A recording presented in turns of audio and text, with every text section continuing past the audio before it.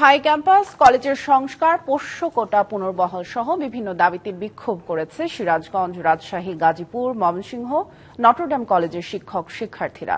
এদিকে নিরাপত্তার দাবিতে বিক্ষোভ করেছে বরিশাল শেরেবাংলা মেডিকেল কলেজ হাসপাতালের চিকিৎসক সহ সংশ্লিষ্টরা।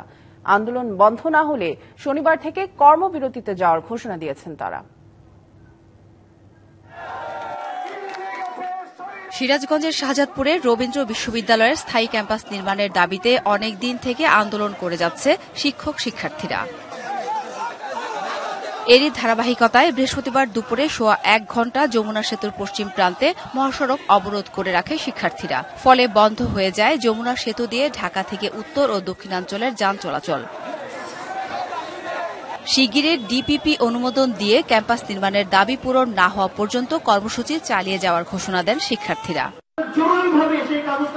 এদিকে রাজশাহী বিশ্ববিদ্যালয়ের ভর্তিতে পোষ্য কোটা পুনর্বহালের দাবিতে কর্মবিরতি ও অবস্থান ধর্মঘট পালন করেছেন বিশ্ববিদ্যালয়ের শিক্ষক কর্মকর্তা কর্মচারীরা। দাবি আদায় না হলে সর্বাত্মক ধর্মঘটের হুঁশিয়ারি দেওয়া হয় এই সময়। যেই জন্য আমরা আজকে এই সুবিধা বহাল ছিল, বর্তমানে প্রশাসন কারো দ্বারা প্ররোচিত হয়ে এই সুবিধাটাকে প্রত্যাহার করেছে।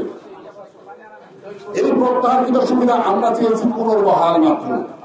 প্রত্যেকেরই প্রাতিষ্ঠানিক সুযোগ সুবিধা রয়েছে, সরকারি প্রতিষ্ঠানে কিন্তু সেই সুযোগ সুবিধাগুলো বিদ্যমান, কিন্তু আমাদের বিশ্ববিদ্যালয়ে কেন এটা কার্যকর করা হচ্ছে না আমাদের কাছে বোধগম্য নয়। একটাই দাবি জানাই, সেটা হচ্ছে রাজশাহী বিশ্ববিদ্যালয়ে শিক্ষক কর্মকর্তা কর্মচারীদের প্রত্যেকের সন্তানদের যে প্রাতিষ্ঠানিক সুবিধা ভর্তি যেটা সুবিধা ছিল সেই সুবিধা পুনর্বহাল করা। কলেজের বিভিন্ন সংস্কার সহ ১৯ দফা দাবিতে ক্লাস পরীক্ষা বন্ধ রেখে বিক্ষোভ করেছেন ময়মনসিংহ নটরডেম কলেজের শিক্ষক শিক্ষার্থীরা। প্রশাসনিক ভবনের সামনে শিক্ষার্থীদের আন্দোলনে শিক্ষকরা যোগ দেন।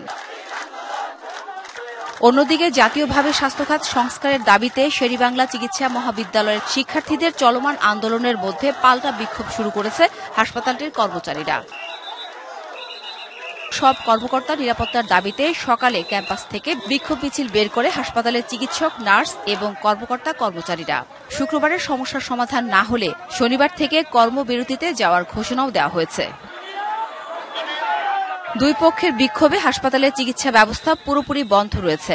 এছাড়া বরিশাল ঢাকা মহাসড়কের নগরীর নথুল্লাবাদ এলাকা অবরোধ করায় বিপাকে যাত্রী ও ওই এলাকার ব্যবসায়ীরা। এদিকে বিভিন্ন দাবিতে ডিপ্লোমা ইঞ্জিনিয়ারিং শিক্ষার্থীরা গাজীপুরের ডুয়েট এলাকায় রাজশাহী থেকে ছেড়ে আসা ঢাকাগামী বনলতা ট্রেন আটকে বিক্ষোভ করেছে।